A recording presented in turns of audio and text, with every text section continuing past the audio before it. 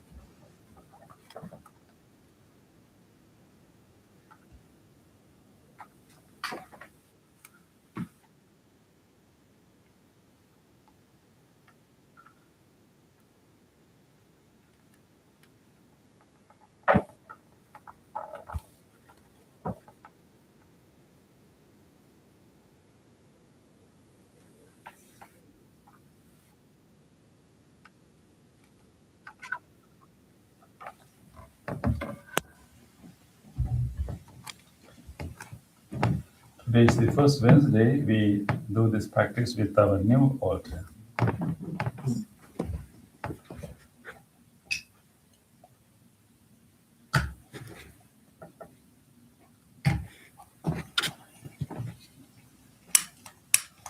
Can I volunteer to light a candle?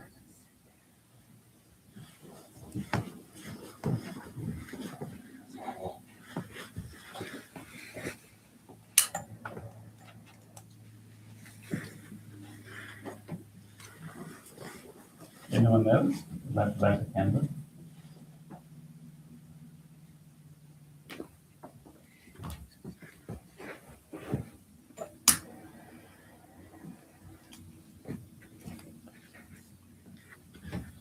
We have one more candle.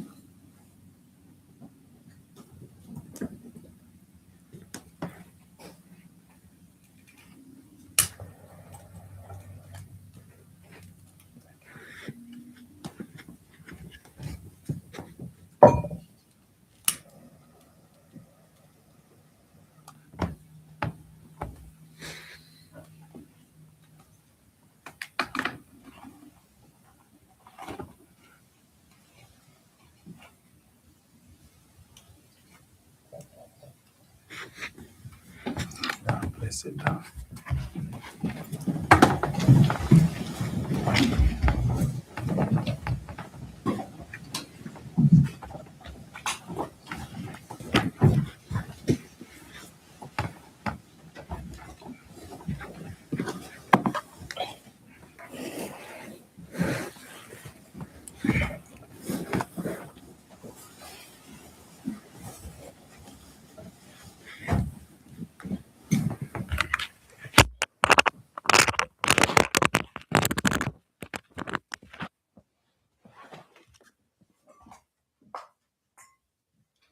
Sadhu,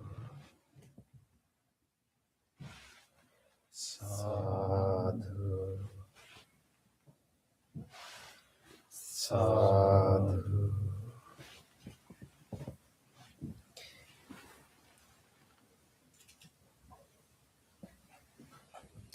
Before the meditation, let's do our chanting. Please turn to page 5 of our chanting book.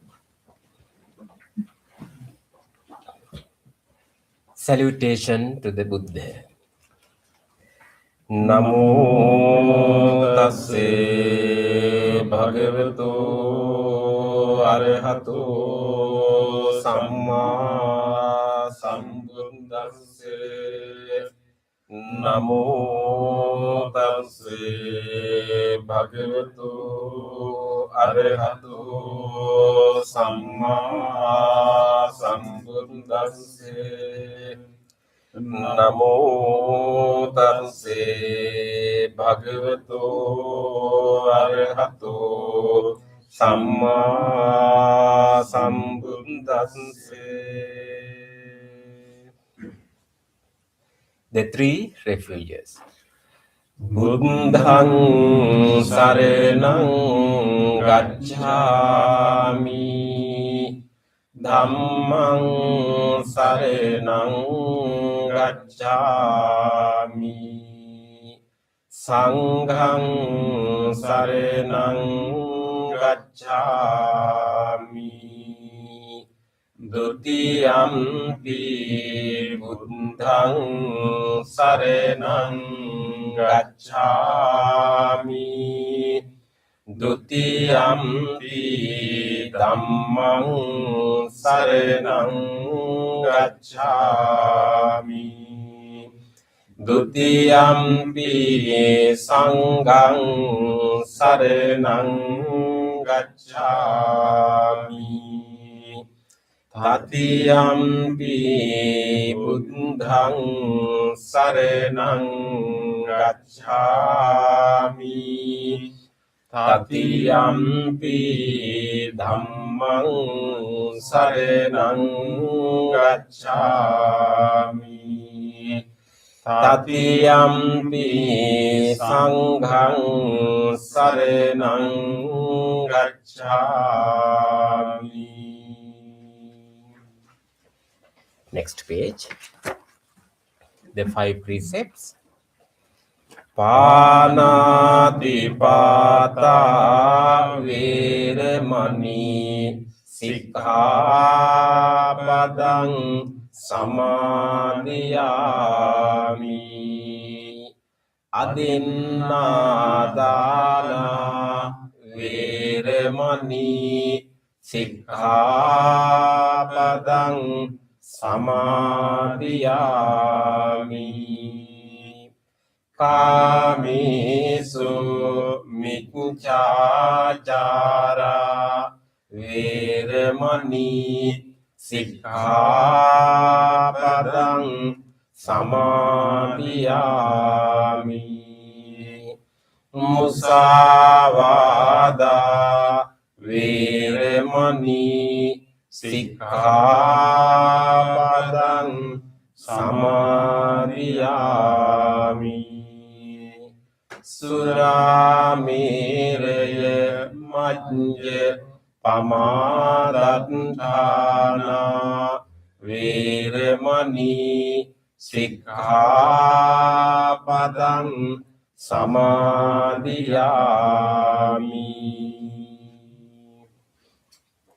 On the opposite page, let's read the affirmative vows. Being aware of the suffering caused by the destruction of life, I vow to cultivate compassion and learn ways to protect the lives of all living beings. Being aware of the suffering caused by exploitation, stealing, and oppression, I vow to respect the property of others and to practice generosity by sharing my time, energy, and material resources with those who are in real need. Being aware of the suffering caused by sexual misconduct, I vow to respect my commitments and those of others. I am determined not to engage in relations without love and long-term commitment.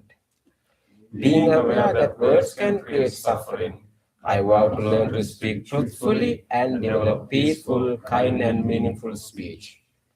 Being aware of the suffering that an intoxicated and agitated mind can produce, I vow to develop mindfulness and heedfulness. Next page. Homage to the Buddha. ඉතිපිසෝ භගවා අරහං සම්මා සම්බුද්ධෝ විඤ්ඤාචරණ සම්පන්නෝ සුගතෝ ලෝකවිදු අනුත්තරෝ පුරිස ධම්මසාරති සත්තා දේව මනුස්සානං බුද්ධෝ භගවාති. Homage to the Dhamma. ස්වාක්ඛාතෝ භගවතා ධම්මෝ සන්දිට්ඨිකෝ අකාලිකෝ ඒහි පස්සිකෝ ඕපනයිකෝ පච්චත්තං වේදිතබ්බෝ විඤ්ඤූහි. Homage to the Sangha.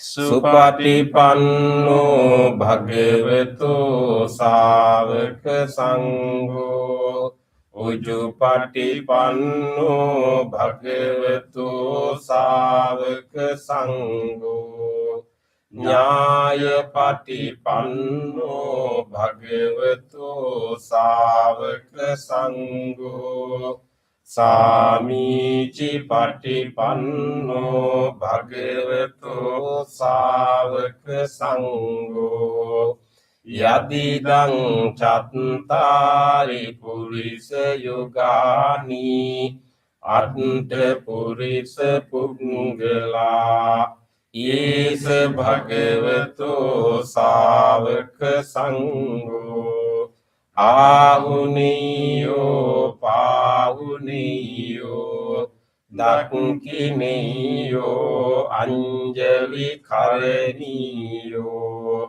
අනුත්තරං පුඤ්ඤක්ඛෙත්තං ලෝකස්සාති. Sadhu, sadhu, sadhu. Next page. Offerings. Offering of light.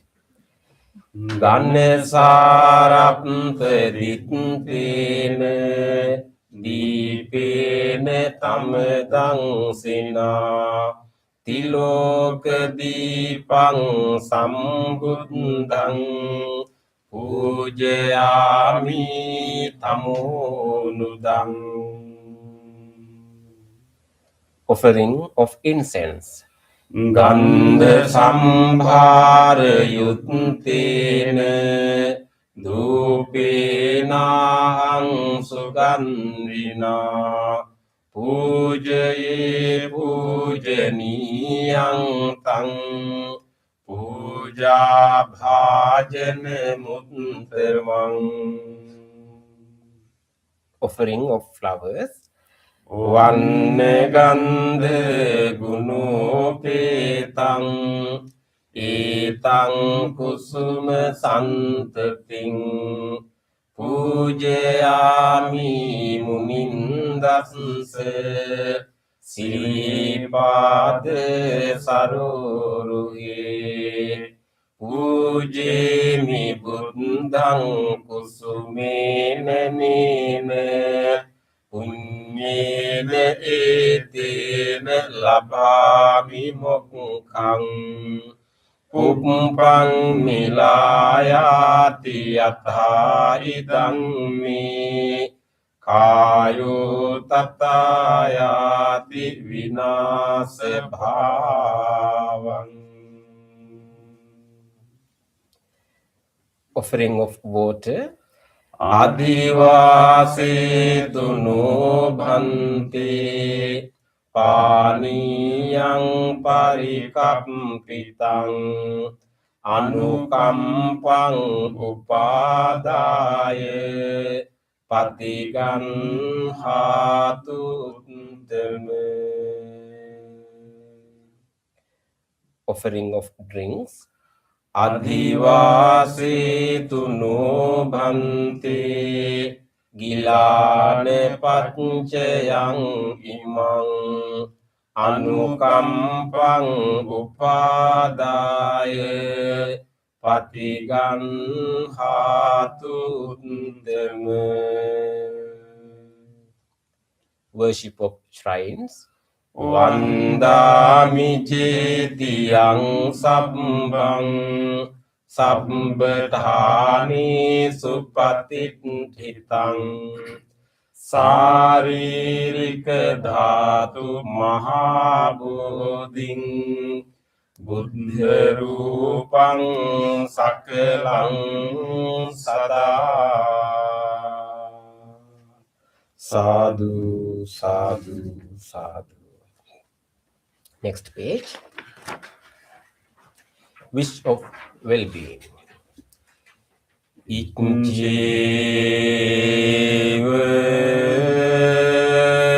මච්ඡන්ත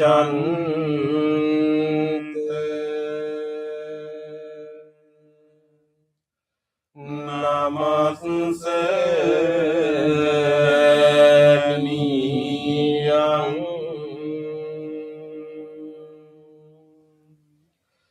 නමස්ස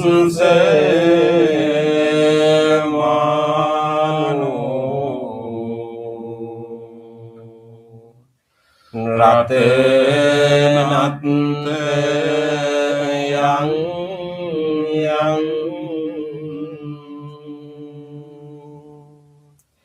පුඤ්ඤාභි සන්දං විපුලං ආලත්තං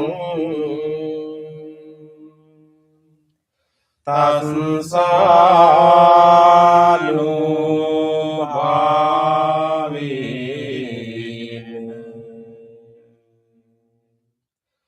හතන්ත රායෝ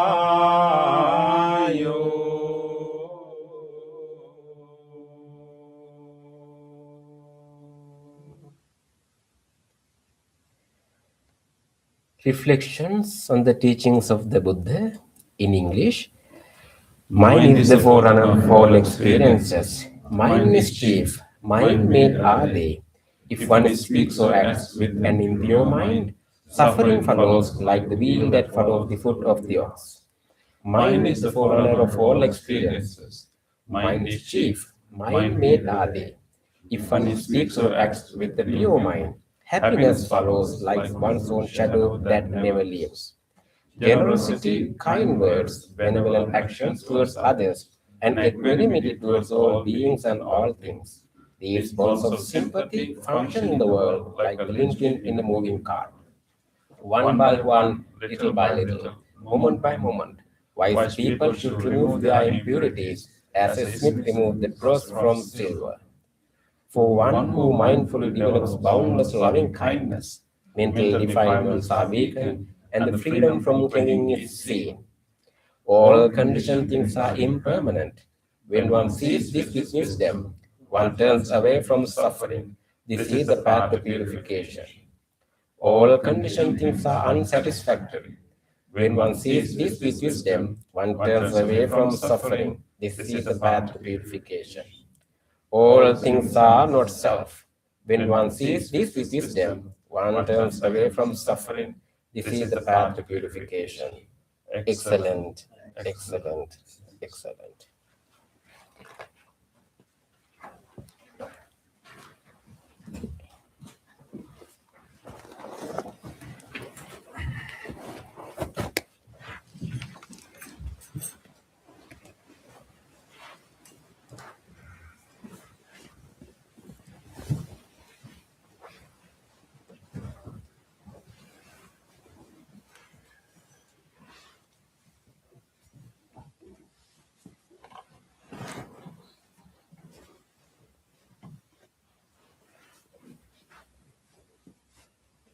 Okay, let us make an effort together to practice loving kindness meditation and meditation on breathing.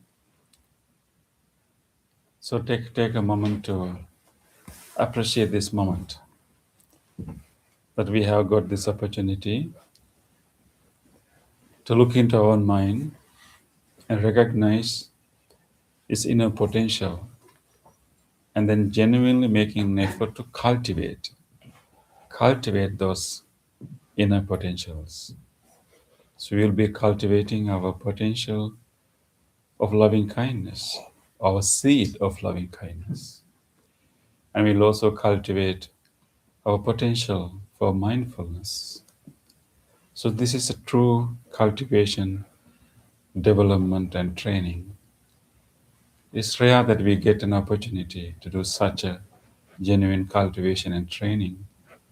But right now, you have given your whole body, speech, and mind, your whole time, your whole attention for that. So rejoice. Whatever the training that we are going to do here is going to benefit us a lot in our life, and also going to benefit so many others who will come across with our life. So this is a beneficial practice for ourselves and for many others around us. So make a determination that I will engage in this meditation wholeheartedly. I will make use of this wholesome space, and I will make use of this guidance, and I will engage in a committed practice. Make that determination now.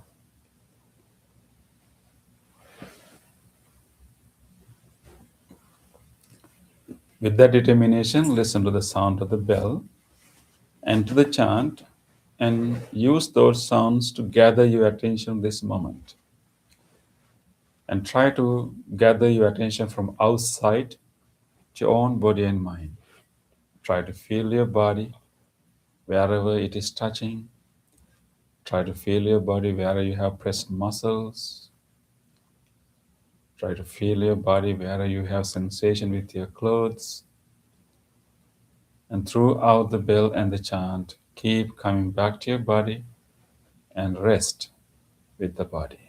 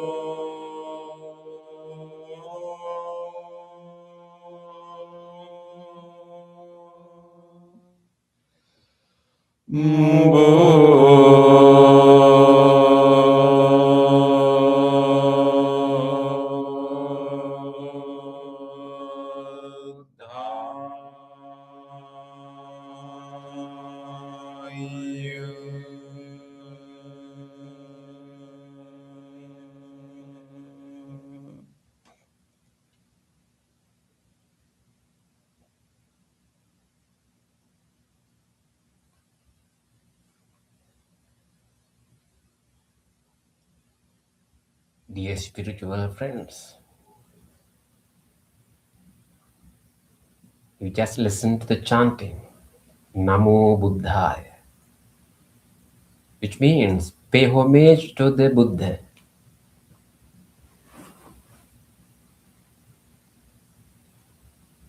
You are with the Buddha, the supreme teacher.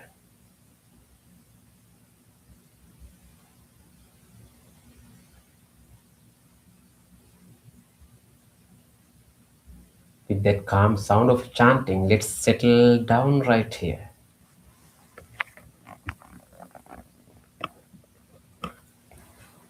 Adjusting the body into a comfortable meditative posture, keeping your upper body somewhat upright and chin parallel to the floor.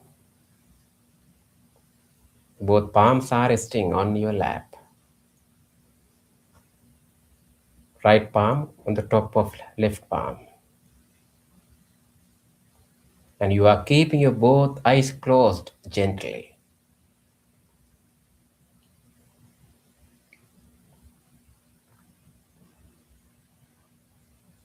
This is your meditative posture.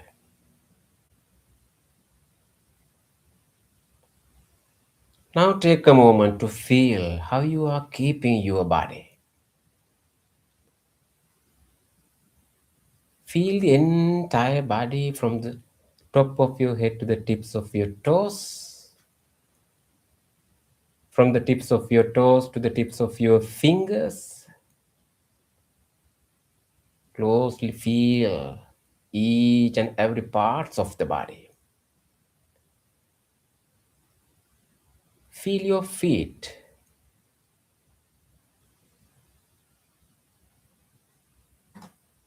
Lower legs, upper legs.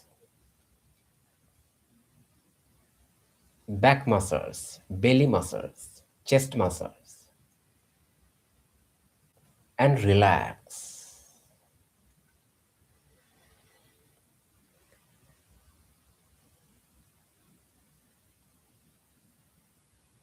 You can feel how the muscles are pressed where your body meets the cushion or the chair. Feel that pressing sensation and be with the body. You can feel the clothes that you are wearing, where they are touching in your body. Feel that touching sensation.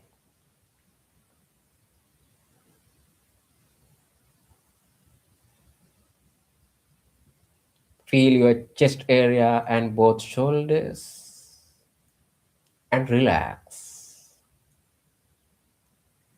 Take a deep, slow breath.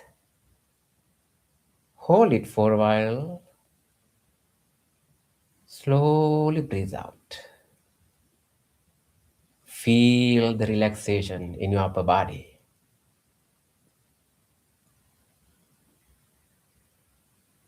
Take one more slow, deep breath and slowly release the air through your nostrils.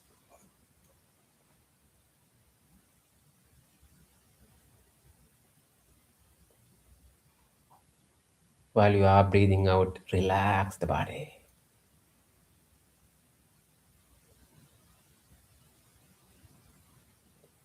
Feel your upper arms, lower arms, palms, fingers, and fingertips.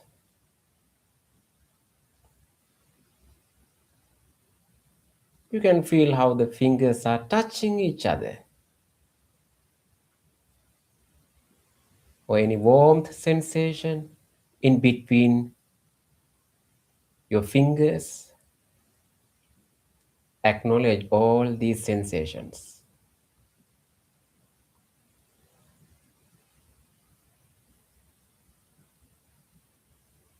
You are keeping your neck straight. You can feel the weight of the head on your neck.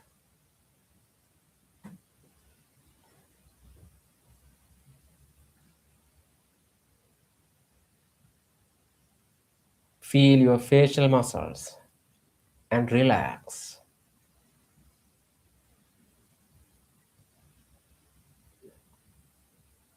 Invite a gentle smile into your face and feel the relaxation in facial muscles.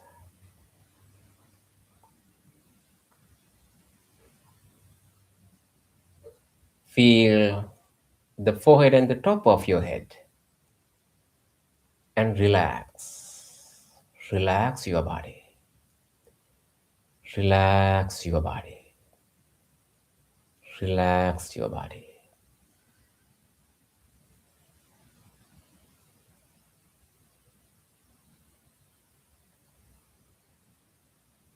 You are relaxed.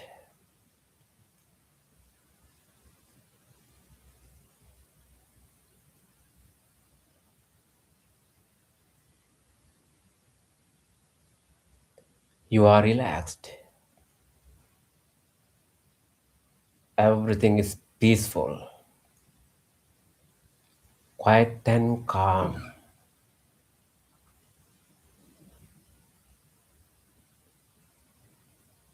Now it's time to notice your mind.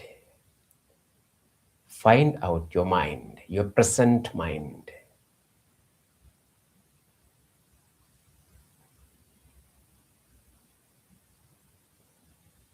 And observe what is really happening there.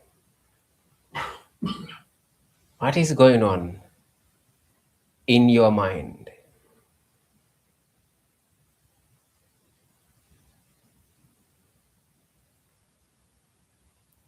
Thoughts. You may have various types of thoughts which are popping up one after the other.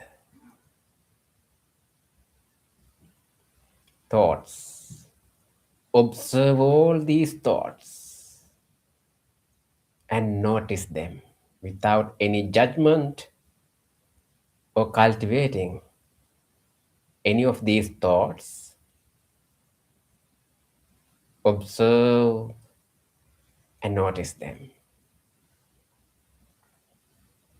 Thoughts arise in your mind in many forms, such as people, memories, objects, ideas. Even in this moment, such thoughts are arising in your mind. They are just thoughts, thoughts, thoughts.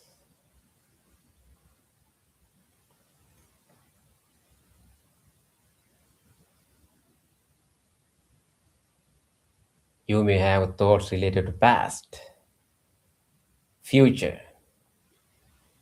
or present moment. Some thoughts are wholesome, some thoughts are unwholesome.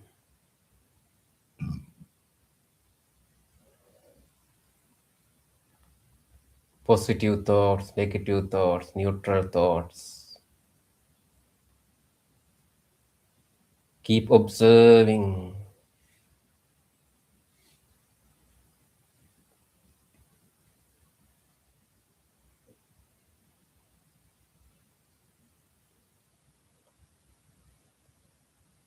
Observing and noticing the thoughts, you understand the nature of your mind. That is how your mind functions. That is how the thoughts occur in your mind.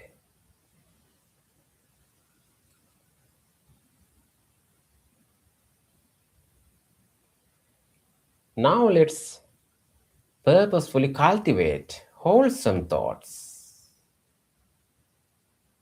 Intentionally, let's generate positive thoughts instead of these random thoughts.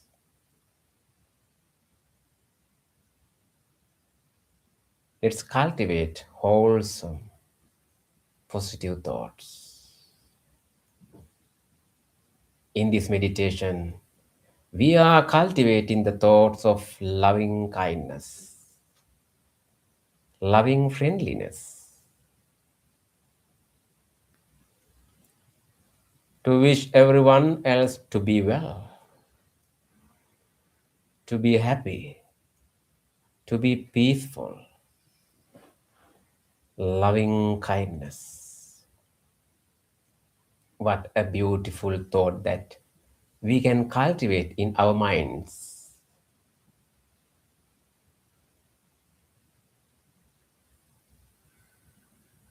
Just imagine there's a beautiful baby in front of you having a nice smile.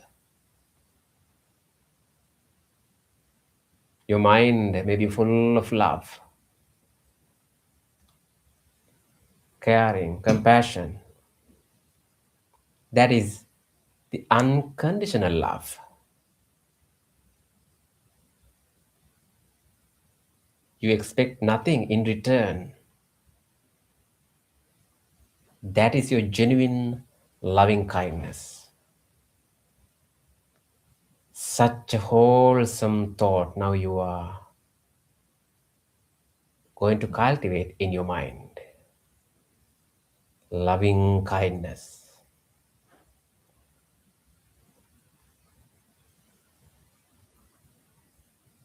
You can start from yourself. Generate loving kindness for yourself. Feel yourself. Think about yourself.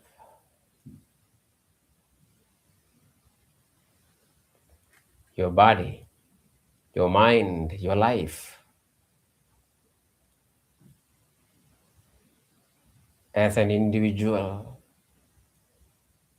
feel yourself, the person sitting right here,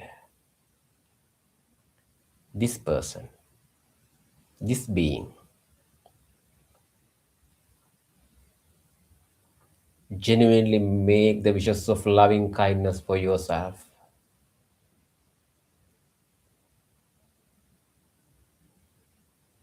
Mindfully listen to the guidance and repeat them in your mind and generate your genuine loving kindness for yourself. Be with the guidance. May I be well. May I be happy. May I be peaceful. Be peaceful. Be peaceful. May I be safe. Be healthy. Be healed. Be healed. Be healed.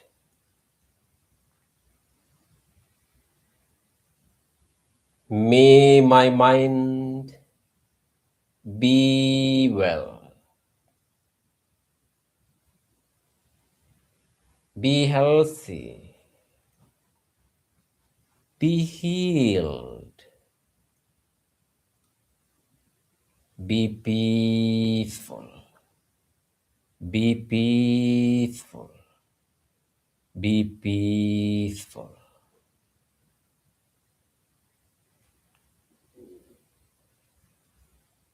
May I have a happy mind. May I have a happy mind. May I have a happy mind.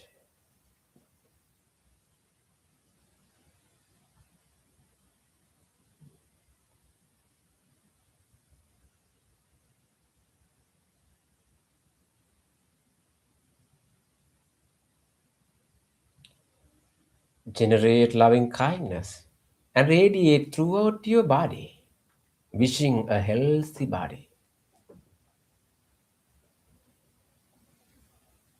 May my body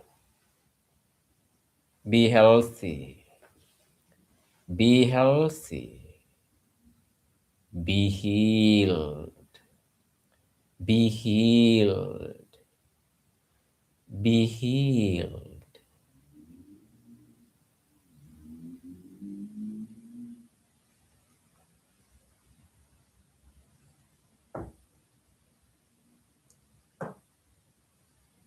Radiate loving kindness into each and every part of the body, from the skin to the internal organ of your body.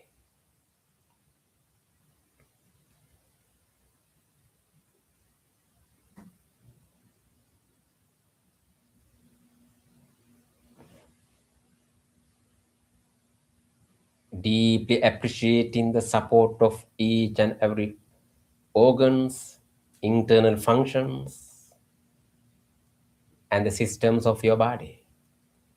Radiate loving kindness. May the skin of my body be healthy, be healthy, be healed, be healed, be healed. Penetrate in the skin. Radiate your loving kindness into the muscles and the bones of the body. May all the muscles and bones of my body be healthy, be healthy, be healed, be healed, be healed.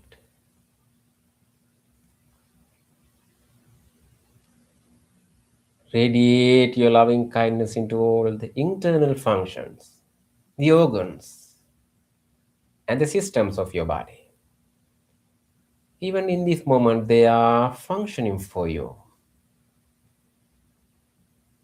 Deeply appreciate that support and radiate loving kindness into all the systems, including the respiratory system, the vital function of the body, the cardiovascular system, cardiac muscles, the digestive system, the genitourinary system,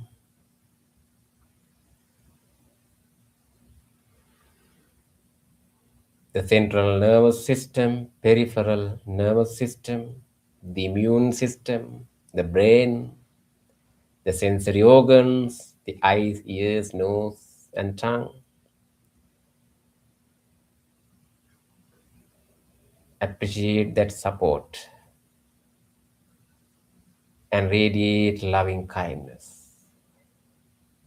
May all the internal functions, the organs, and the systems of my body be healthy, be healthy, be healed, be healed, be healed.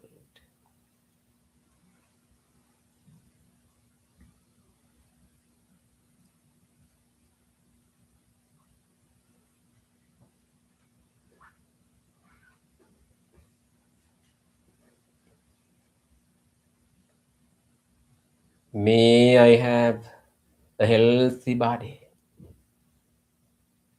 May I have a healthy body. May I have a healthy body.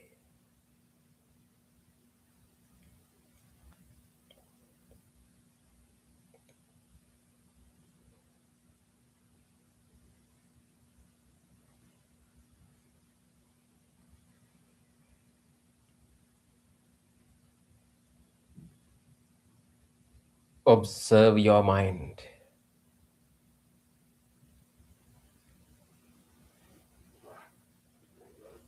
Your mind is full of loving kindness.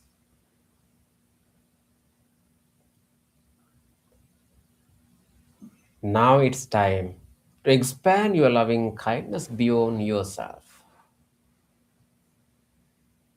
The same wishes that you made for yourself,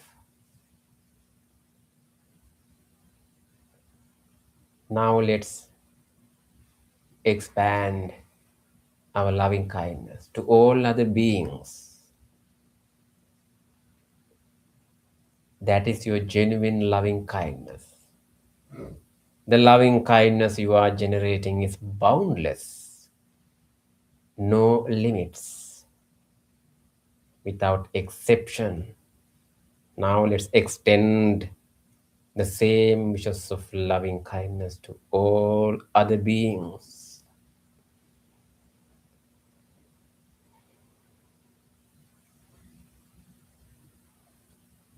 Let's start from right here. Think about your friends who are around you practicing the same meditation with you.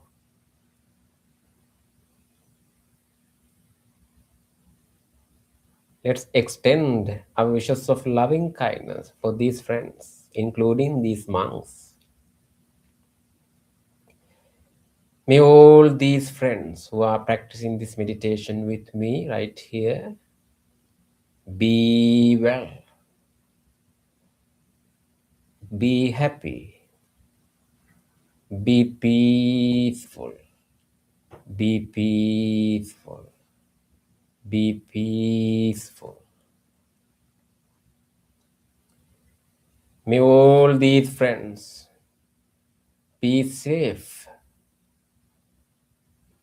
be healthy, be healed, be healed, be healed.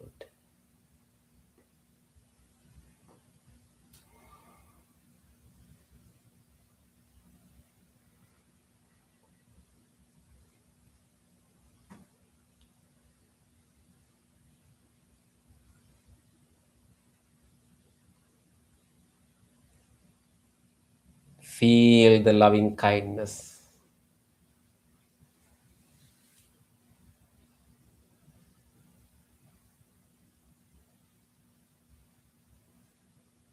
Now let's expand our loving kindness beyond this room. Extend the wishes of loving kindness to your beloved ones in your life. Think about your family members, relatives, friends, neighbors, co-workers, anyone else in your life. Think about them and make the genuine wishes of loving kindness for them. May all of them be well, be happy, be peaceful, be peaceful, be peaceful.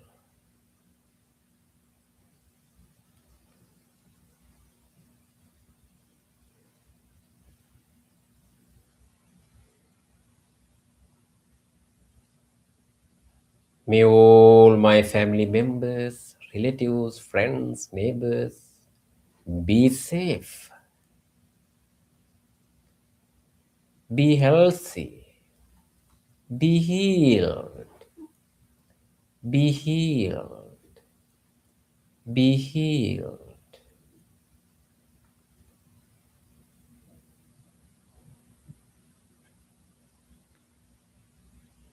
Now let's expand our loving kindness beyond the circle of beloved ones.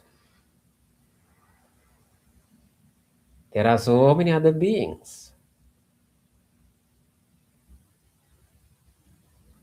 Let's slowly expand our loving kindness.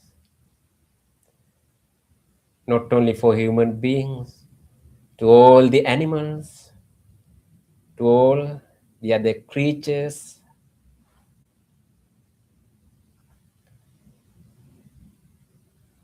Sitting right here. Let's expand our loving kindness more and more. May all beings living in this neighborhood be well, be happy, be peaceful, be peaceful, be peaceful. May all beings living in neighboring neighborhoods, in this city, in neighboring cities, in this country, in this world, in this universe, be well, be happy, be peaceful, be peaceful, be peaceful.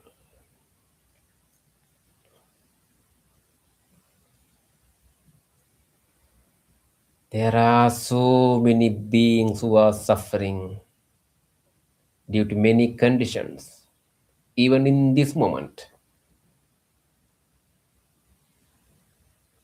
Let's make our genuine wishes of loving kindness for them to be free from suffering, to be free from fear,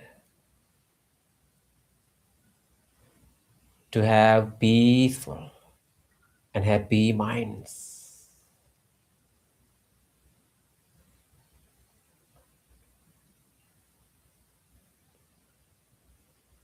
May all beings be well. May all beings be happy. May all beings be peaceful. Be peaceful.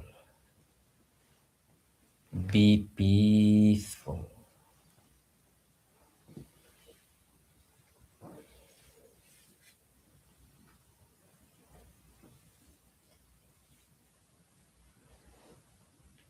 Extend your wishes of loving kindness into every direction. Sitting right here, expand your loving kindness into the direction of the front, back, left, right, above and below. May all beings living in every direction be well, be happy, be peaceful, be peaceful, be peaceful.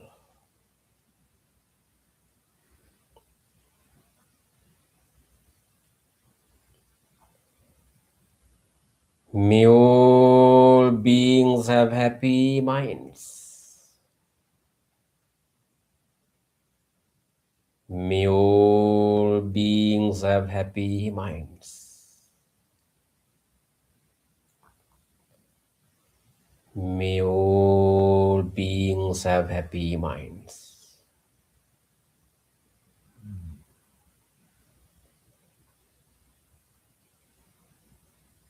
Repeat this wish in your mind.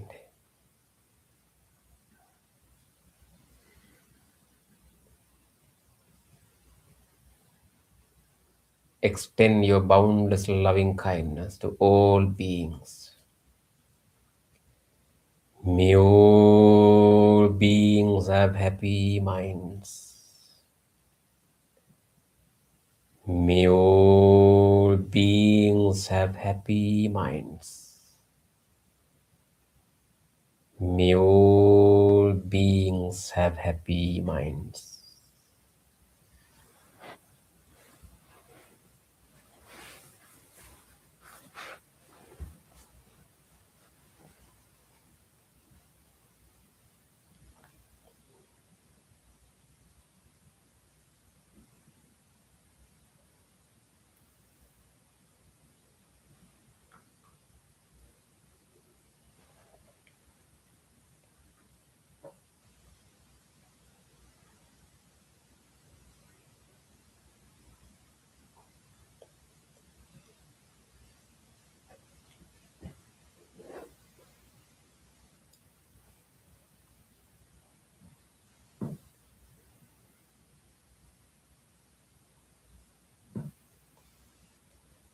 May all beings have happy minds.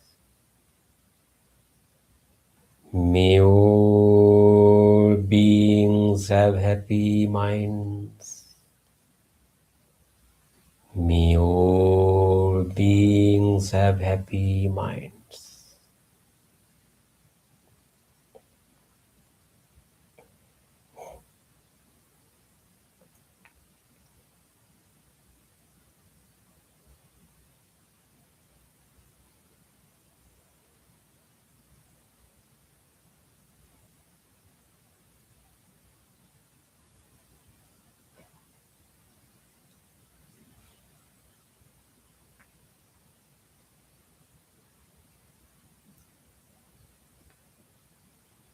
You are generating boundless loving kindness.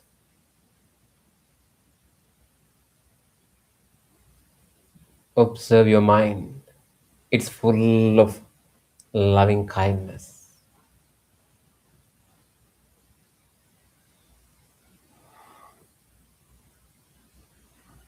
Loving kindness has made your mind peaceful. You are peaceful and relaxed.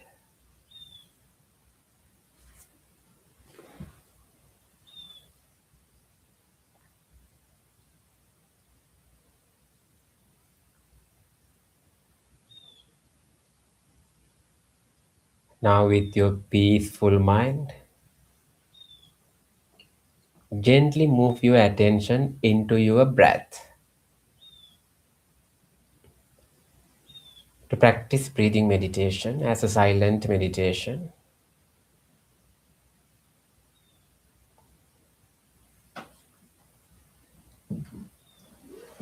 you will spend the next few minutes observing your breath. If you have changed your posture, try to keep your upper body upright and take a deep,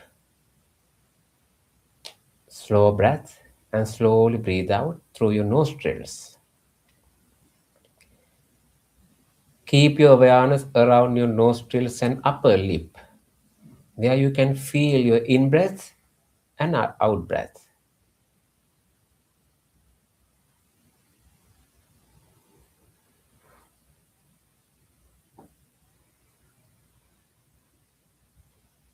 Take few more deep breaths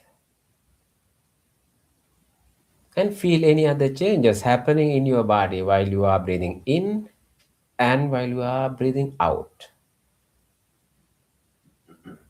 Feel your chest area, your belly area.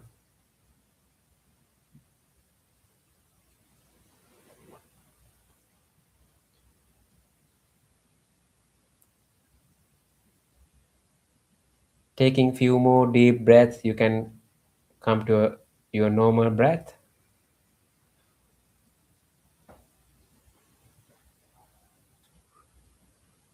Mindfully breathe in and mindfully breathe out. Until you hear the sound of the bell, be with the breath.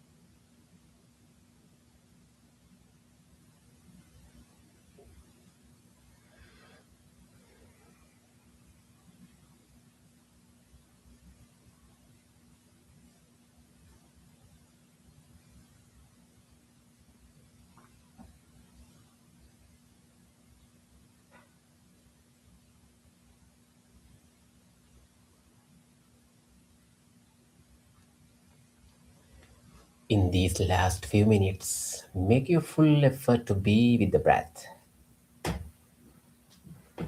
Mindfully breathe in, mindfully breathe out.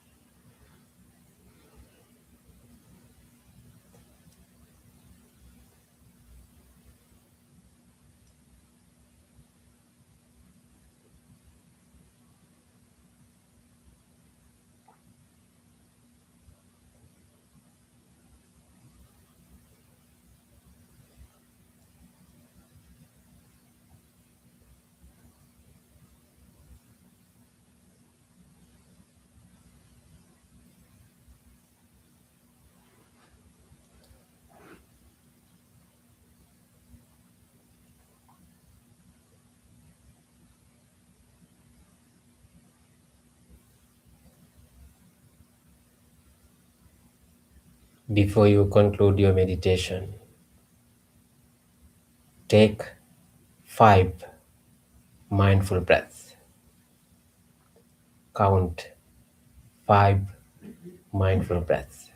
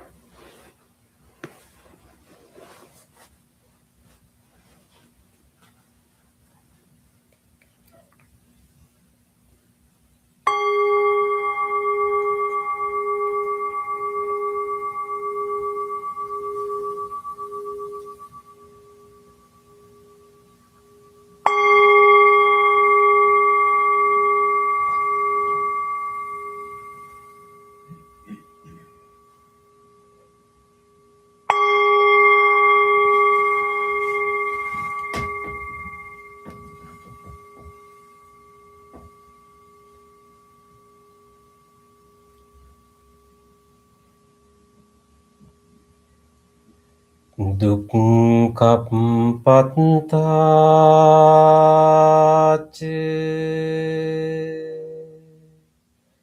niddukkha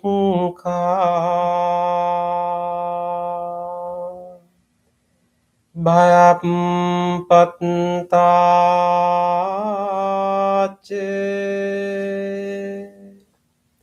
nibbhaya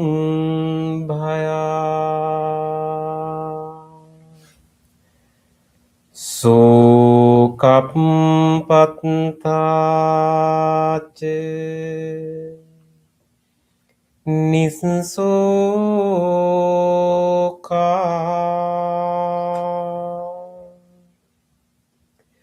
huntu sabbepi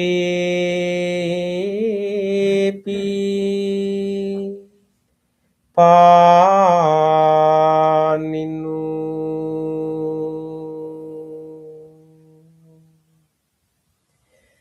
May all those who are suffering be free from suffering. May all those who are in fear be free from fear. May all those who are in grief be free from grief. May all beings be well and happy.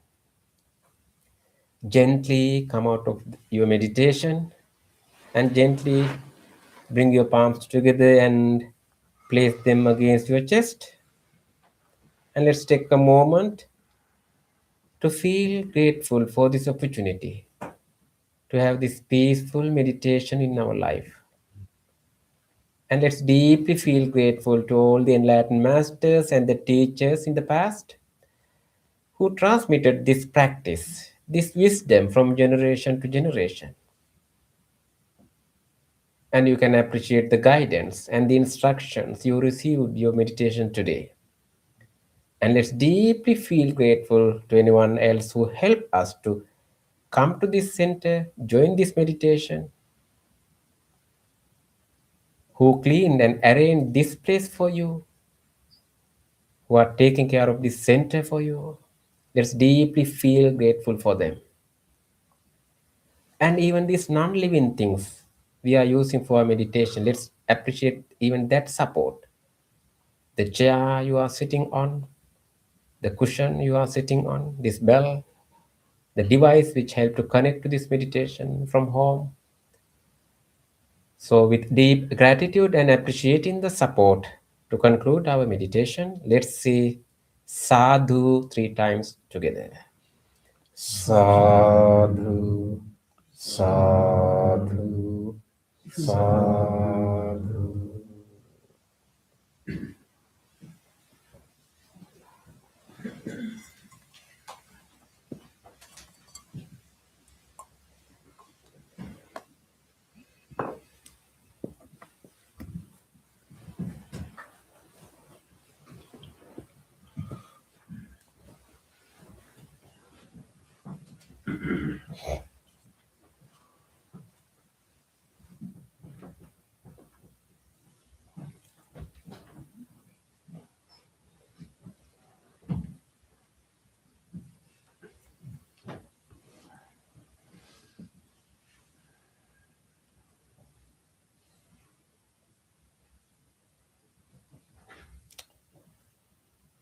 Okay, we had a real cultivation, almost like an incubation. Yeah, thank you, Bante, for the guidance, chanting. Yes, any sharings or questions of your experience of meditation?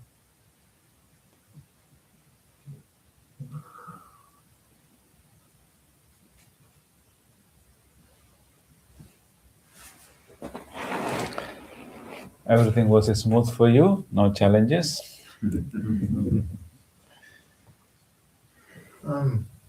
Yes.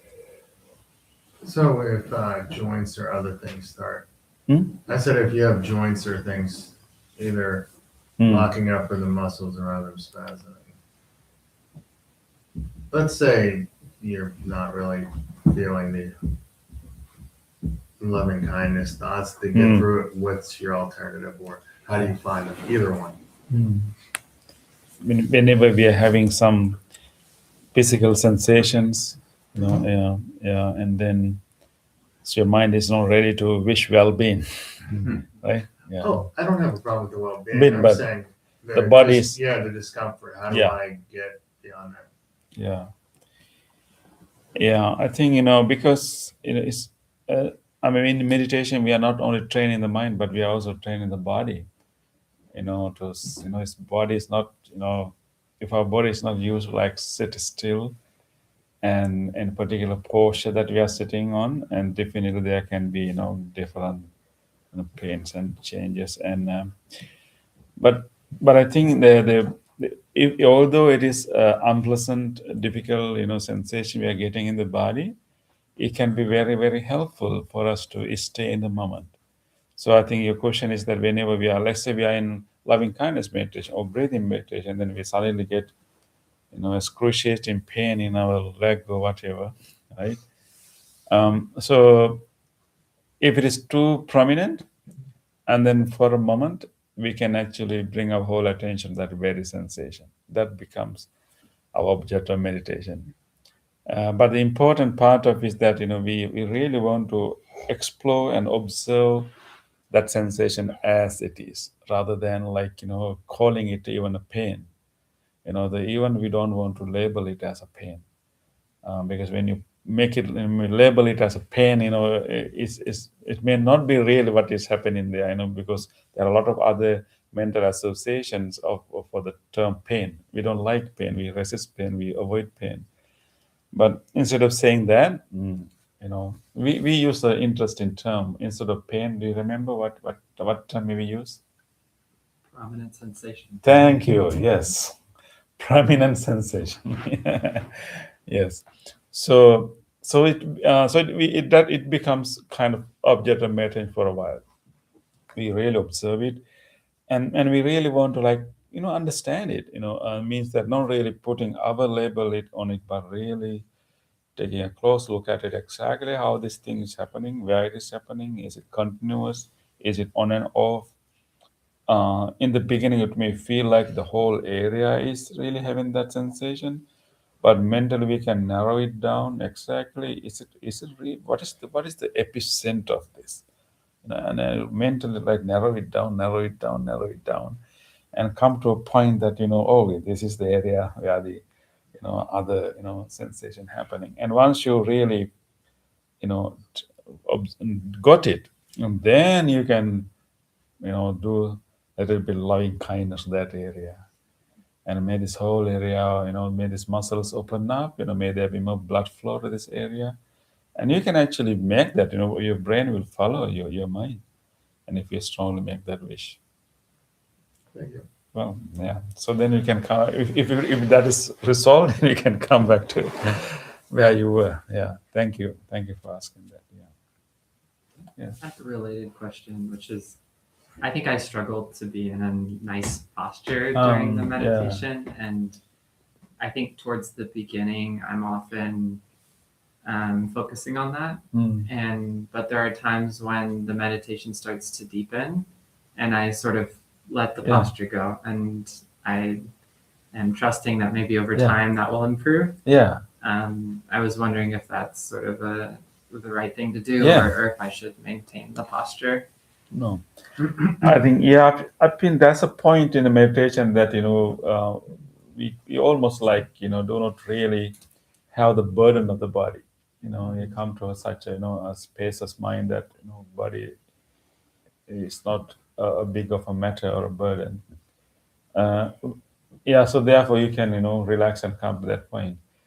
But then if our body is out of balance, and then it try to balance itself, so even though our mind is settled, our body is not balanced, we feel like we are there are all kind of strange feelings can happen, like we feel like we are squirreling, we are whatever. So therefore so it's important in the beginning to learn the proper posture. So then, even though there's a point that your body becomes less of a matter, but your body itself with its physics, it stays still. So how do you find today technique? Much better. He gave me some tips. They're extremely better. Yeah, we'll do some workshop Okay. on learning the posture. Yeah.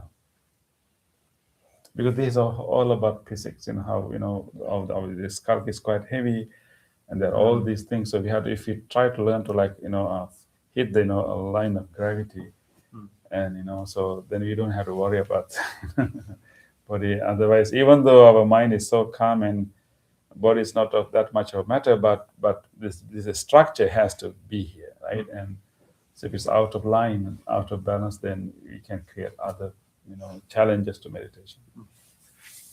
Thank you. Welcome. Okay. So with that, we'll move to our discussion.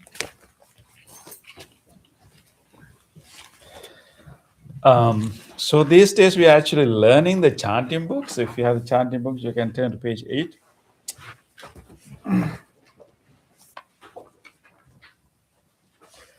So we just learn what we are chanting, meaning, discuss the deeper meaning of what we chant. So we have been discussing homage to the Buddha chant, and it's very appropriate for this time because this is the month of May. What is the significance of the month of May?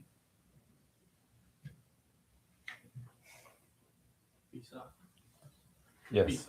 Yeah. Can you explain it a little bit? We celebrate the birth, the enlightenment, and death of the Buddha. Yes. So in traditionally, it is the belief that the full moon day is in the month of Vesak. This particular month is called Vesak in lunar calendar, and the full moon day of that month is the day that Buddha was born. No, not actually. Buddha was not born. The Prince Siddhartha was born on that full moon day, and then he got enlightened on his birthday at the age of 35, and then he passed away also on his birthday at the age of 80. Therefore, so full moon day in the month of May is the day that we celebrate the birthday, the Enlightenment Day, and the day of passing away of the Buddha. Some traditions, place, the passing away of to another somewhere in February. But anyway, we get only one holiday.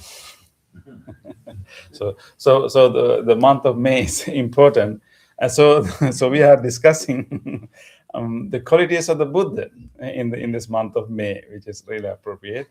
So in this particular verse, there are 9 qualities are highlighted as key important qualities of the Buddha. So it helps us to understand the enlightened mind.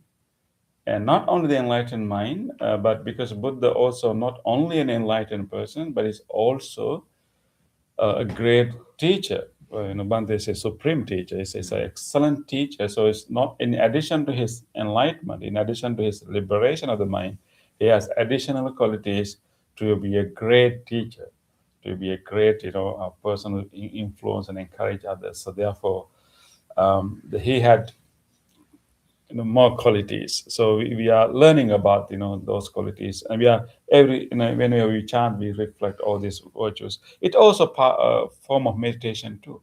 Reflecting or recollecting the virtues of the Buddha is also a form of meditation to purify our mind. Whenever we reflect on the great wisdom and the purity and all the good qualities of the Buddha, it's difficult for us to be angry. It's very difficult for us to be lustful. So it's also a form of meditation, recollection of the Buddha. And in some tradition, like in Japan, for example, they have a whole form of meditation. They keep chanting the name of the Buddha again, until their mind is completely free from other thoughts. There's a form of meditation. So here we discuss 2 qualities, right? But the 2 qualities so far. Yeah. First one is in this first line we have Itipiso Bhagava. So Bhagava is a term for the Buddha. So Buddha, such indeed is the Buddha, and then Arahang is the term we understood as purity. So it's translated. He's completely free from cankers. Means he transformed his mind to the point that there is no any defilements, any defiling thoughts. So the purity, perfect purity, he transformed his mind to that level. That means no possibility of experiencing anger, no possibility of experiencing, like other defiling thoughts, like jealousy or whatever. So all the possibilities are abandoned, eradicated. So no, that's called Arahant, that purity. Then we discussed Samma Sambuddho. That means fully self-awakened. We learned that the awakening of the Buddha is what he made him the Buddha. Like he was able to wake up to his own true nature of what is happening within him, and that helped him to understand what is happening in everyone else. So he penetrated to the veil of ignorance. That means we are all usually blind to what is truly happening within us. Our attention is always around us, right? So our senses are also focusing on outward. Therefore, we are all paying attention to what is happening, not really paying attention to what is happening here, very rarely. So the self-awakening means turning that attention inward. Is almost like turning the telescope and then really, waking up to this is what is happening here, and realizing, how we construct, notion of self, and then transcending that. So we learned that, such, and he did it by himself. That is called, Sambuddha, fully self-awakened. Of course, it took him a lot of practices, a lot of trial and errors, and it didn't come to him at once. He practiced all the different techniques, and then he learned from his mistakes, and he did it by himself. So so the enlightenment came to him not from outside, not from external help, but as one of us, and he was able to really realize it, and that's opened up the possibility that all people can do this. Now, living beings has this potential to become enlightened, to rise above our all other weaknesses and our ignorance, and it's possible we can fully blossom and wake up. So, and then that is the second quality, and today is the third one, which is a little bit complicated. We have two words here, three: Vijja, Charana, Sampanna. So, endowed with clear vision and virtuous conduct. So, term Vijja means knowledge, or we can call it specific knowledges. Vijja means knowledge, and Charana means behavior or modes of behavior. So, Sampanna means endowed with. So that means that's other quality. The Buddha is endowed with specific knowledges and also specific ways of behavior, specific modes of behavior. So this actually, this quality, combine, or maybe combine so many other qualities. So because it's, so traditionally we talk about 8 types of special knowledges he had, and then 15 or 16, right? 50, yeah. 15 types of special ways of conduct, and he conduct himself in a particular way. I will highlight few of them. But here, when we self-awaken means that his realization is awakening. But the Vijja means specific knowledges he had as a teacher. So not all liberated ones may not have this sets of knowledges, but you can develop if you want. It's through deeper meditation. A specific kind of knowledges, and example, there are 8 of them, but one key one is what you call vipassana knowledge. That means insight. It is related to the earlier one, like a deeper insights into the mechanism of suffering, and that is one knowledge. But the other knowledges that help him to be a great teacher is one is called ability to read others' mind. Ability to read others' mind. I mean, all of us have to some level.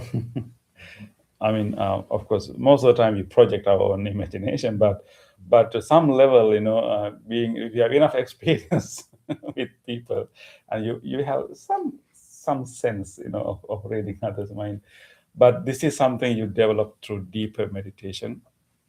You develop a sensitivity. You understand the working of the mind. You understand the different tricks our mind plays, and your own understanding of the mind can be used to understand others. And also, when you develop your deeper empathy and deeper sensitivity, and you can really feel, how others feel. And so that's one. There's such like extraordinary cognitive capacity. So Vijja can means cognitive capacities, cognitive abilities. So that's one knowledge, I believe, read others' mind. And also the other one is called in the process of enlightenment, before he actually achieved the last opening or awakening of his mind, he recovers, according to the Buddhist text, he recovered his memories. his memory becomes so crystal clear. Not only the memory of this life, according to the Buddhist tradition, he recovers memories of his previous lives too. And he realized that this mind, as long as it has this craving and self-attachment, doesn't stop at the moment of death.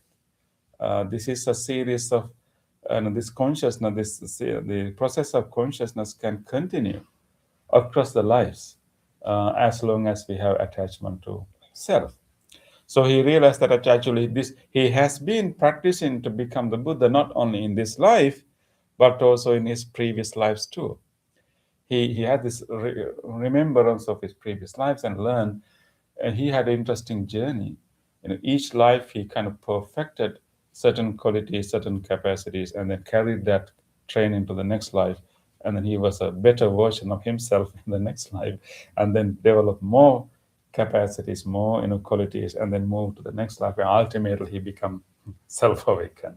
So he learned that his awakening is not only an accident; it's actually something that as a result of a long training, and that gave a kind of model for a lot of his followers to start this practice, and then do whatever cultivation to the whatever level you can within this lifetime. If you don't reach all the way, but you still carry that training to the next life, you start where you stopped. And that is why we feel we find people with different capacities, right? And some people have some looks like they have some training prior to this life. Some has less training, some has more training. So we are different points in the path. So that is the other special knowledge he had. There's another one knowledge called divine ear. Divine ear is called divine because it says that he could, whenever he focuses his mind, he can hear the sounds that's spoken far away, and also spoken very subtle manner. So the way we can understand is that all our ears has a certain range. Right? Anybody knows, although there are many sounds around us, we only hear certain sounds from within certain range. Anybody remember the range of the hertz we hear? Yeah. I don't remember exactly, but from 30 to 30,000. 20 to 20. 20 to 20,000. Yeah, thank you. So whatever the sound we hear is from, let's say, trust in one thing, from 20 to 20,000 hertz we will hear. Anything below 20,000, we don't hear. Anything above 20,000, we don't hear. But we know that dogs can hear even below 20,000. They have a different range of hearing. That is why when human beings first discovered the recording, gramophone. A gramophone was discovered. But gramophone was invented because of the help of a dog. Because when the person was experimenting with these sounds, and he didn't hear anything, but his dog was turning his head. He read that something is happening here. So the first gramophone has an image of a dog, and you can do some history. Yeah. So anyways, so dogs has a different range. So when we develop our meditation, it is possible, if you want, we can expand that 20 to 20,000 to like higher range. Then you hear more sounds, but not always when you direct your attention. Yeah. So anyway, so those are the special ones. So he was able to listen to his disciples even further away. But anyway, so those are called examples of vijja, specific knowledges he had as a result of his training, result of long practice, result of his meditation. And then the other one is actually there's also mentioning about astral body. It's ability to appear in a different place, like a bilocation.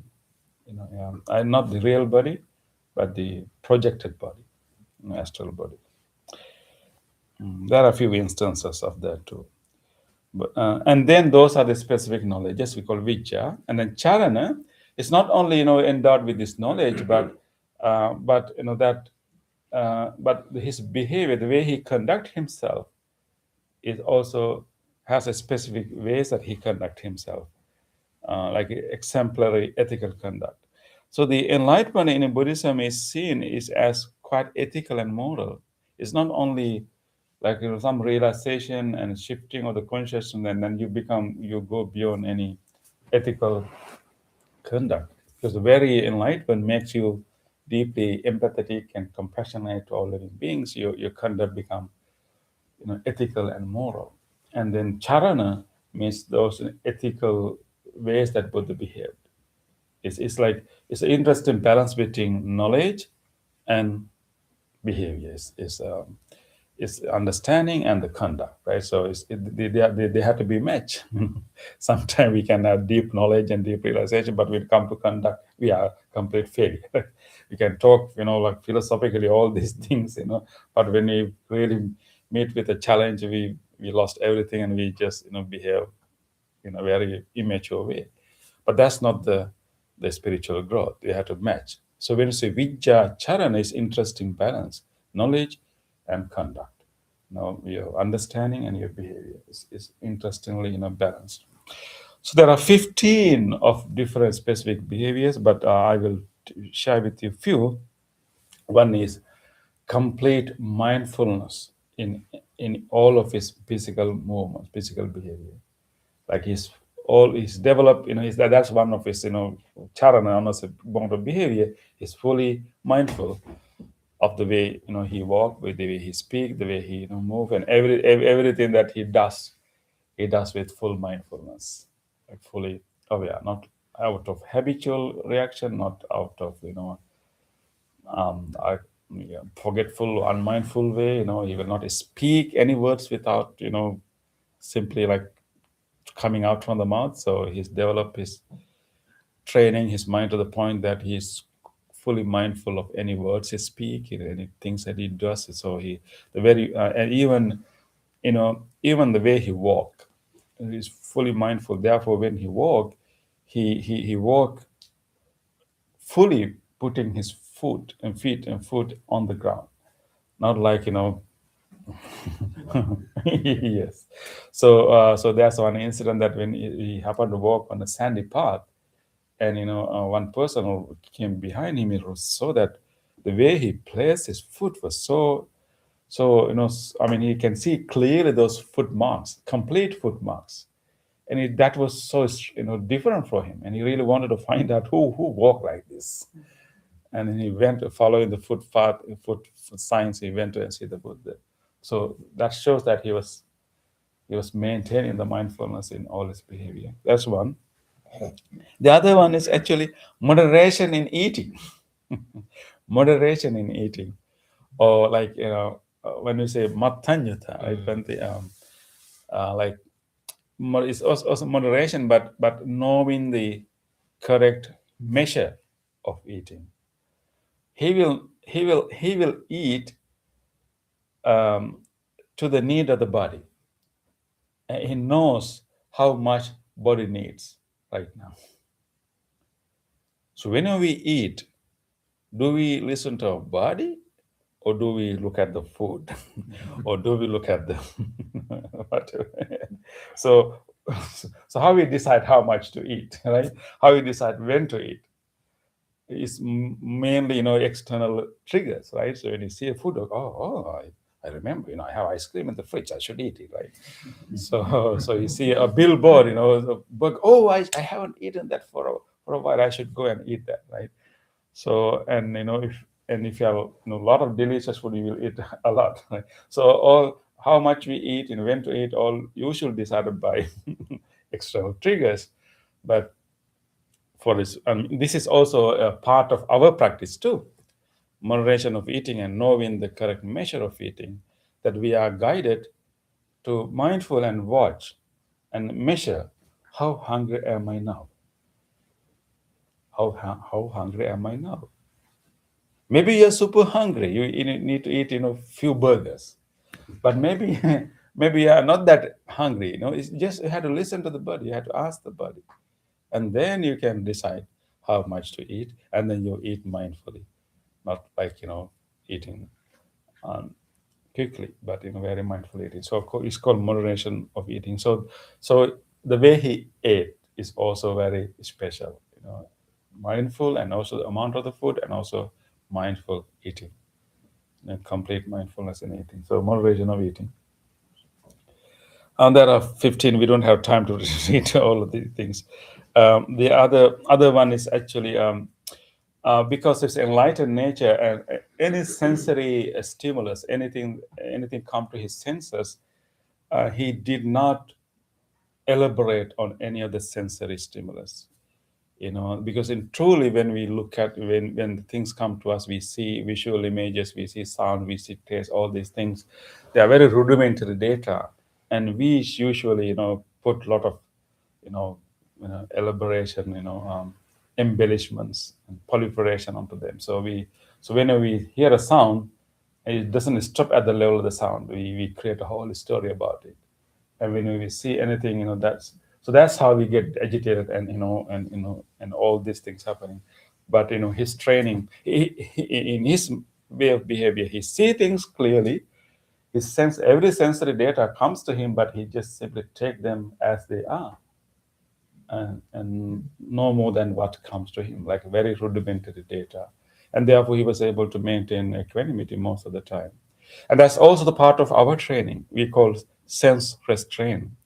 We train ourselves in not only the meditation, but in our normal life, whenever we encounter all the sensory stimulus, we train ourselves, always try to distinguish the elaboration, the story that we built on the original data, and we try to see the difference and try to say, oh, it's only a visual form, it's only a sound, nothing else, and then we try to that's a part of our training, to sense restraint, try not to build on create stories out of our initial sensory data. That's a training, but he has completed it. Yeah. One last thing would be we call wakefulness. That means the Buddha and Buddha slept really well. He said that I'm one of the best sleepers in the world. He once said that, because one day one person came. He was sleeping under a tree during winter season without any much of the comfort. And he said, how come, did you sleep well on this condition? And Buddha said, oh, among the people who sleep well in the world, I'm one of them. But in the Buddha's life, his timetable, his routine, it looks he did not sleep long, but he sleep short hours, but complete sleep. And most of the other time, he actually utilized his time to teach and help others. So traditionally, we believe that he slept only 2 hours. All other times he was, teaching to humans and also to others. So we call wakefulness.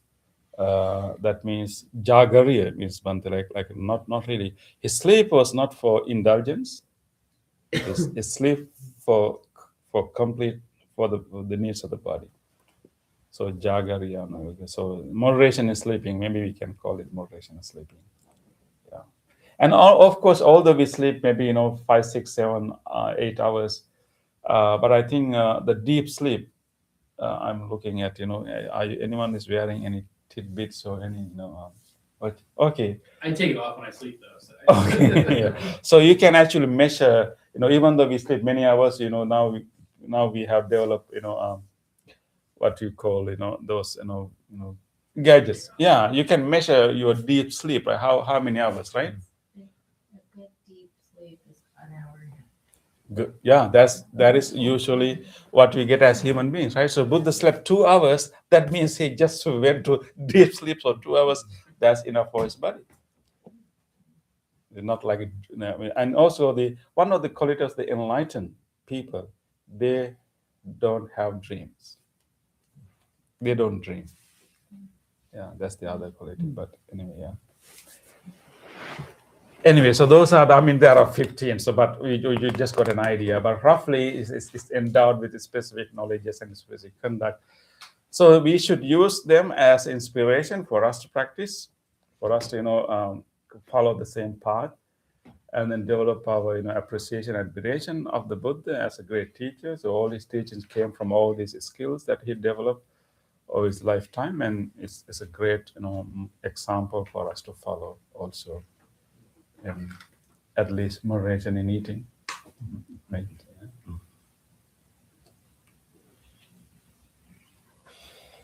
Yes. So mindful walking, I just became confused on it because I thought the clearest understanding for me of mindfulness came through walking barefoot and going. So when I lived in San Diego, it wasn't like here. You could walk around barefoot all the time, right? So it'd be like, okay, I'm on asphalt, then concrete, then grass, then sand, then ocean water. And those transitions, it was easy for me to focus on those transitions. So I thought that was mindfulness. But is mindfulness more that you can take that walk and not notice the change because you're paying so much attention to your step? Movement of the feet, yeah. You can decide, which aspect of the experience. Either you can experience, the object you are touching, or you can focus on the movement of the feet, or more like a inner aspect, inner, like not so much of the elements, but actually any pressing sensations. Yeah. Okay. Yeah. So But it can pressing and relaxation, pressing muscles and relaxing muscle, pressing muscle and relaxing muscles and movement. But either practice would be considered mindfulness. Yes, mindful walking, yeah. Okay, sorry, we are running out of the time, so we want you to have a good sleep too. so let us move into the other part of the program. We will continue our discussion in next Wednesday. So you can turn to page number 14. It is time for us to share whatever good energy we generated here with all others by coming to our meditation and doing this meditation together and engaging in this wholesome discussion. We generated so much wholesomeness, so much wholesome positive energy in our mind, what we call merits or good karma. Let us now share this good energy, good merits with everyone else.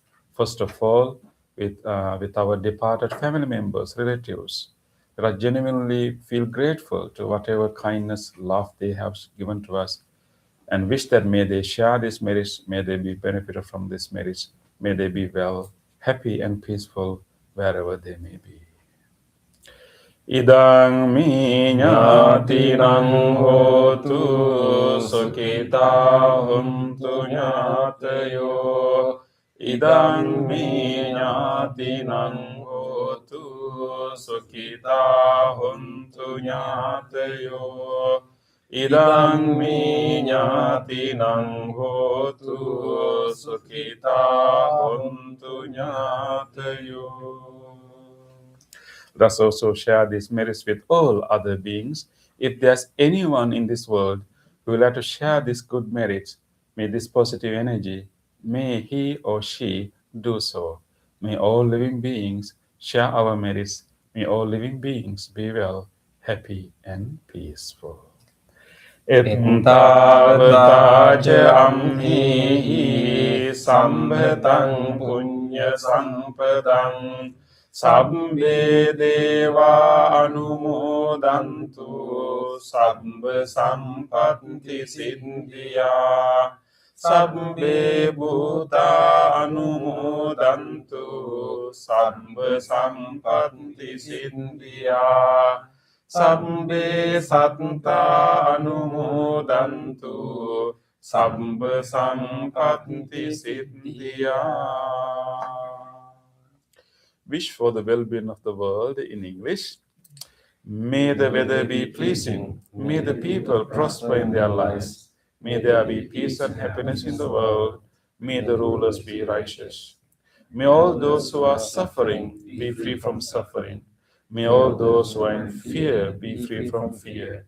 May all those who are in grief be free from grief. May all beings be well and happy. Aspiration. May this wholesome act quicken the liberation of my mind from mental defilements.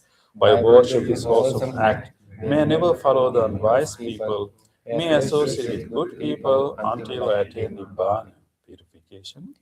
If by body, speech, or mind I have carelessly done wrong, I acknowledge them all in front of the Tathagata of great wisdom and determine to be healed.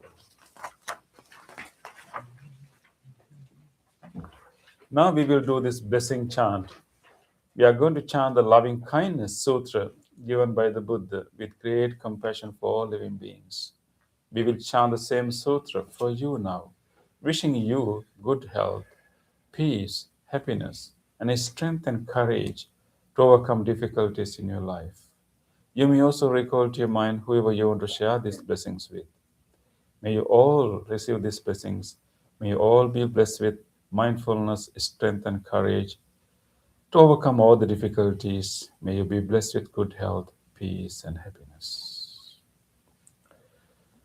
Namo tassa bhagavato arahato samma sambuddhassa. Namo tassa bhagavato arahato samma sambuddhassa. Namo tassa bhagavato arahato samma sambuddhassa. Karaniya matta kusalena yantang samtang padang abhisamicca sakko jocha sojocha soacho chansa mudu anatimani santosa kocha subharocha ampakinchocha sallavuka buddhi santindriyocha nipakocha ampagambo kulesu ananugindo nacha kundang samacare kinchena vinyo pare upavadeyum sukino akemino hontu sabbe satta bhavantu sukitanta eke cipana bhutanti tasavatavarava anavasesadigawa ye mahanta majjimarasasakanukaturadittava eva additta ye dure vasanti avidure bhutava sambhavesi va sabbe santa bhavantu sukhitanta naparo parang nikumbite nati manyeta kanta cinang kanci vyarosana patika sanya nanya manyasnsa dukkha micceya mata yataniyang puntang ayusaika puntha manurangke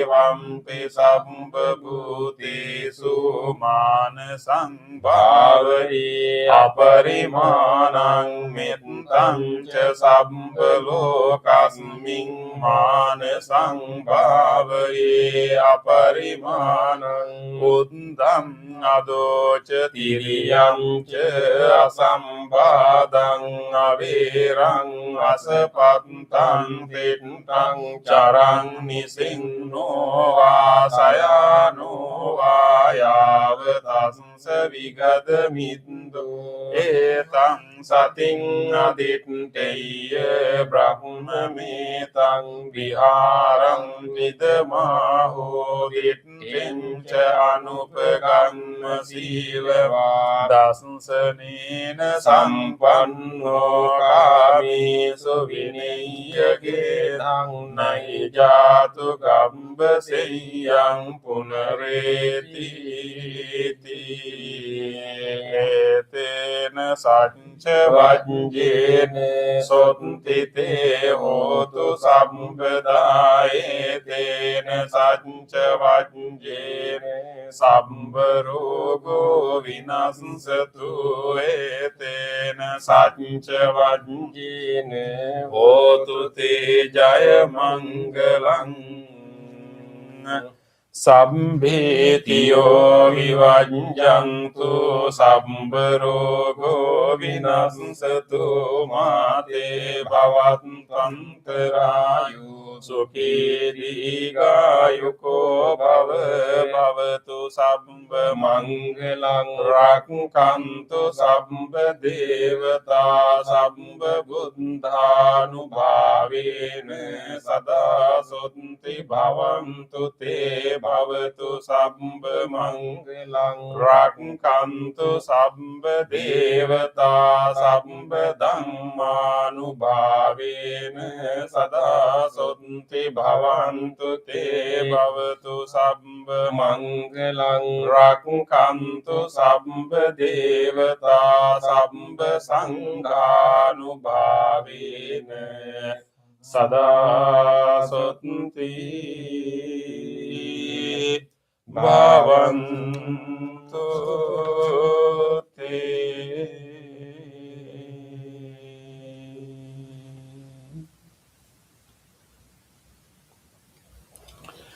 Let us spend a moment of reflection. Let us try to recall to our mind whatever kind deed that we were able to do during our past few days.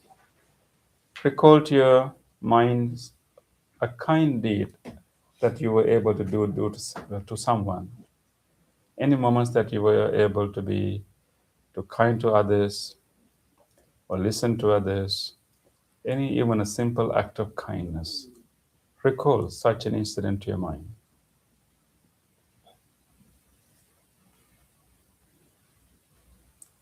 Let us rejoice. This opportunity to be kind to others. On this day, or in the past, if I have done kind deeds to other beings with my body, speech, or mind, here before the Buddha, I call to mind those kind deeds and let my heart rejoice. I rejoice in those kind deeds, appreciating the opportunity to be helpful to others. I rejoice in those kind deeds, wishing more opportunities to practice compassion. I rejoice in those kind deeds, resolving not to compare myself with others. I rejoice in those kind deeds and glad to share this joy with all beings everywhere. May my kind deeds relieve the burdens of other beings. May my kind deeds shield me from all dangers and pain. May my kind deeds and merits that come from them help me in freeing my heart. Let us now recall to our mind whatever kindness we receive from others. Think about a moment in your past few days that someone was kind to you, someone showed their care and love to you, someone helped you. Or you notice kindness of others. Let us rejoice goodness of others. On this day, or in the past, if I have seen or heard of the kind deeds done by others, with their body, speech, or mind, whether great or little, here before the Buddha, I call to mind those kind deeds, and let my heart rejoice. I rejoice in the goodness of others, being always ready to praise kind people and follow their example. I rejoice in the goodness of others, appreciating that there are many good-hearted people in the world. I rejoice in the goodness of others, expressing gratitude for any kindness done. May the kind deeds of others bring safety and happiness to many living beings. May the kind deeds of others foster gratitude and fellowship among many living beings. May the kind deeds of others nurture goodness in me and many living beings. Sadhu, sadhu, sadhu.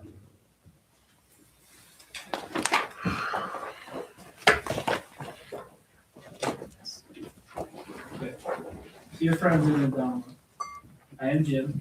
On behalf of all participants, I extend heartfelt gratitude to our monks for their guidance and teaching today. Thank you, Bhantes, for your wisdom and support.